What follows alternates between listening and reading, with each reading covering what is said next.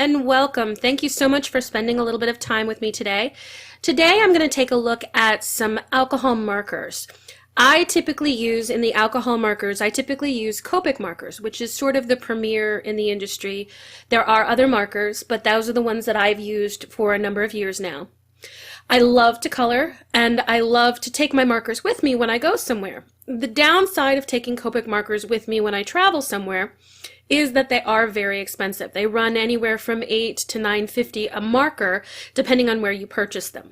Now, I typically get them discounted. I usually use a coupon at like a Hobby Lobby or a Michael's, or I buy them in bulk. But they are expensive. So I'm looking for an alternative, and that's one of the reasons why I'm looking at these Blick Studio markers to see if these might be a good set for me to do a little bit of traveling. The price point for them is a little bit less. They run anywhere from $5 to $6, usually a marker, and you can get them for a little bit of a discount, which we'll talk a little bit about later. So again, my purpose here is really just to see if I can find an alternative to the Copics so that I can use them to travel and not be so worried about them getting lost or if something happens to them, especially if I check them in bags.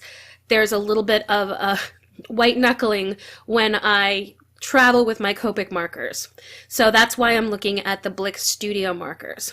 They have the same tips.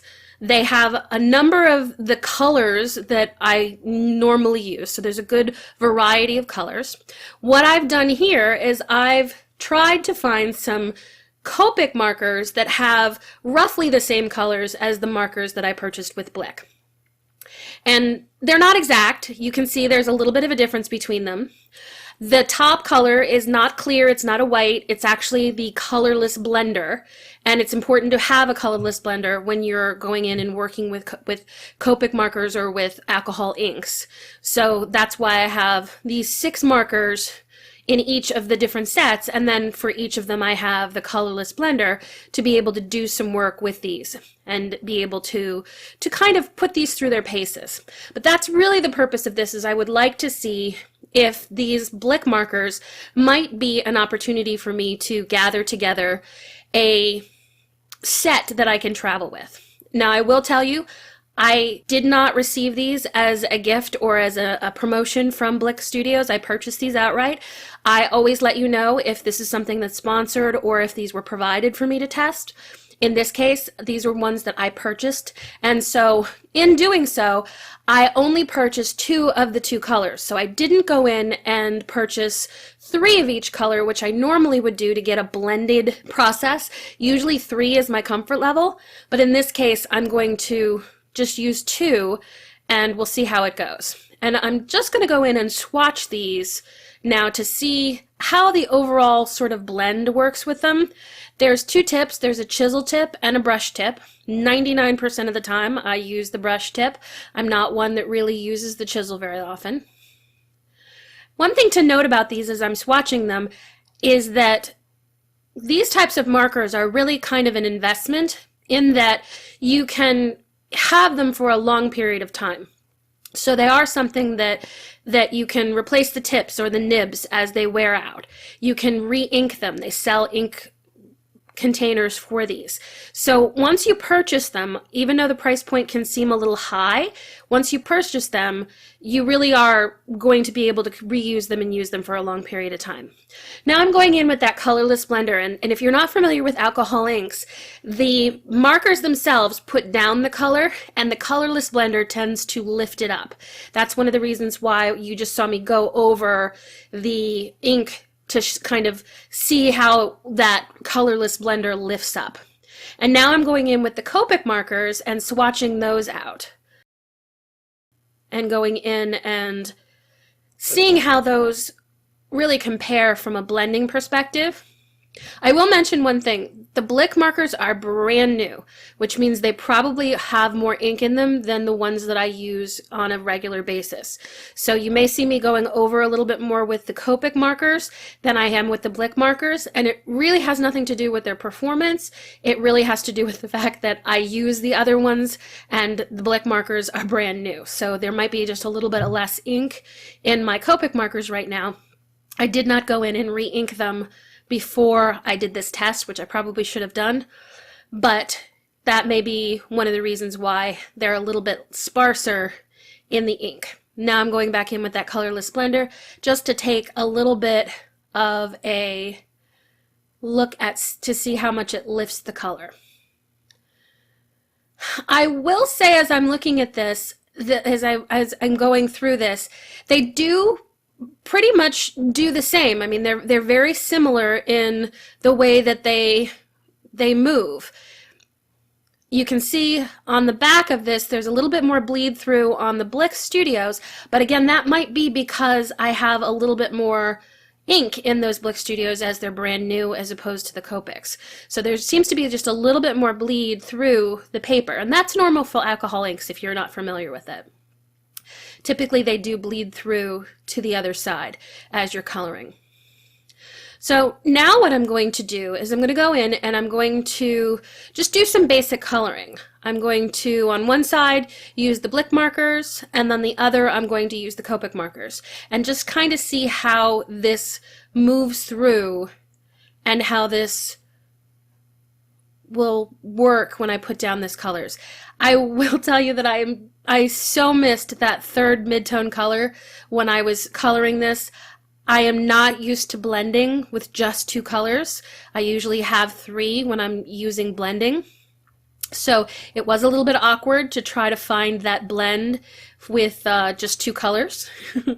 And keep in mind, I'm not really being too exact with this. I probably will use this on a card sometime, but this is going to be a funny looking trailer. There's a lot of colors that I wanted to use, and so it's not going to be your traditional little pull trailer, the look of it, but I did think this was a good image to be able to color to get that idea of the two different sets of markers and how they worked together.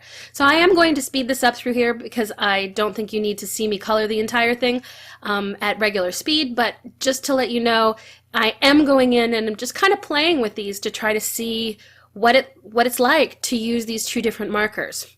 One of the things I did notice right off the bat, by the way, is there's a little bit of a difference in the shape of the marker, and we'll talk a little bit about that later. So as we're going through these, the Copics are smooth, whereas the Blick markers have a little bit more of an edge to them around the outside. So that's something that I noticed right off the bat. But let's go ahead and speed this up, and you can see me do a little bit of coloring.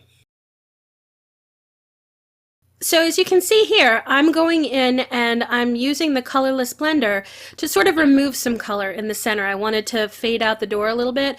That's really what the colorless blender can be used for, is you can go in and you can use it to remove a lot of what you've put down, some of the color that you've put down. And if you find that you have some bleed, this is a little bit of a tip. I love to use the Jelly Roll pen, and basically it's a white Jelly Roll pen that is very opaque, so it allows for you to be able to cover up some of the messes that you might have. Reds tend to, if you bleed outside of what your coloring landscape is, they're really difficult to clean up unless you're putting over color. So this is kind of what I consider white out pen. It's the Jelly Roll pen. And I like the number 10 Jelly Roll pen. This is actually an 8 Jelly Roll pen because I ran out of ink in my number 10 Jelly Roll pen and I needed to order some more and I haven't quite yet. So this is a number 8, so it's a little bit more fine than I like. I like usually the larger of the Jelly Roll pens to be able to clean up those edges, but it really does help you to sort of forgive any mistakes that you've made. If you bleed outside the line and you can't get your colorless blender to lift up that ink, it gives you that opportunity to kind of clean up whatever it is you're doing. And it also is a great way to put in some accents. I love to put in some little dots and some little lines and kind of create movement in a static image. So that's something that I really enjoy to do, but it'll give you an opportunity to sort of clean up some of your mistakes, and unless someone's looking at it very, very closely with a little bit of a microscope, they're really not going to be able to tell that you've used that pen to clean things up. So it's one of those things that really help to sort of forgive up some mistakes. And now, as I said, I'm going in and I'm adding just some little accents and some little points and some items here just to make things look a little bit more interesting, just like a normal picture would be, where there's imperfections and little things that are creating movement. So that's just something that I like to do in some of my different pictures that I'm coloring. This is definitely a colorful and strange looking trailer. These probably were not colors that I would use if I were actually purchasing a trailer or if I were using one, but I think it's pretty cute. I think that the colors aren't so bad. I probably will use this in a card, maybe cut it out and use it in a card. So overall, looking at these two marker sets, I will still continue to use the Copic markers. They are definitely premium. I love them. I have a lot of them. I'll show you in just a minute kind of my stash of markers. But the Blick markers overall, I was really pleased with the way that they worked. They were comparable. They blended pretty well. They were smooth. They had a lot of good properties. They're very similar in make and mark to the Copic markers for the use that I use them for, with just basic coloring. Someone who's a professional artist might look at them differently, but I definitely think that I'm going to be purchasing some of the Blick markers and rounding out a set to be able to take when I travel and be able to use them. Will I still probably reach for Copics first? Probably, just because they're ones that I have a lot of markers with, and they're ones that I typically will reach for. But that being said, I think the Blick markers are a good alternative, especially if you are just starting out in coloring with alcohol markers and you're really not sure if you are going to like coloring. They're definitely a better price point for you. I typically purchase them online directly from Blick Art Supplies. When it comes to going, and I do have a Blick store near me that I can go to, and that's where I pick these up. But when it comes to finding the wide variety of colors that I would need or that I would look for, I would probably purchase them online, and you can get discounts by purchasing online as well.